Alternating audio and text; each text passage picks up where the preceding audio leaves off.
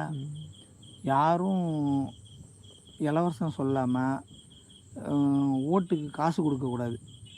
ஓட்டுக்கு காசு கொடுக்காத, அவங்க மனசை பிடிச்சவங்களுக்கு போட்டுட்டோம் அப்படிங்கிற மாதிரி ஒரு கட்டாயம் வந்ததுன்னா, கண்டிப்பாக இன்றைக்கி திமுகவோ இல்லை அதிமுகவோ இல்லை தமாகவோ ஜெயிச்சிருக்குன்னா அதெல்லாம் காசு பணபலத்தில் தான் ஜெயிச்சிருக்காங்க. சீமான் இன்றைக்கி அதுதானே சொல்லிட்டு கிடக்காரு. காசில் ஜெயிச்சிருக்காங்க. நீ யாரும் வந்து எந்த ஒரு இப்போ எப்படின்னா முன்னாடி ஜெயலலிதாவை கூட விடுங்க. ஜெயலலிதா ஆட்சியில் கூட ஓரளவு காசு கொடுத்து தான் பண்ணியிருக்காங்க. 100 ரூபா 200 கொடுத்தாங்க. இப்போ இவங்களெல்லாம் 1000 ரூபா 2000 ரூபா 5000 கூட ஓட்டு கொடுத்து சில ஏரியாவில் வாங்கியிருக்கிறாங்க. இன்றைக்கி ஒரு தொகுதியில் ஒரு எம்எல்ஏ ஜெயிச்சிருக்காங்கன்னா அவங்கெல்லாம் வந்து இன்றைக்கி 40 கோடி 20 கோடி 40 கோடி செலவு பண்ணிருக்காங்க. இன்றைக்கி அப்புறம் செலவு பண்ண சம்பாதிக்கிறதுக்கு அப்புறம் திருடி தானே ஆகணும், வேறு வழி கிடையாது. அதனால் நேர்மையாக எந்த அரசியல்வாதியாக இருந்தாலும் காசு கொடுக்க மாட்டோம். அது தோத்தாலும் பரவாயில்ல, வீட்டில் படுத்து கிடந்தாலும் பரவாயில்ல, காசு கொடுக்க மாட்டோம்.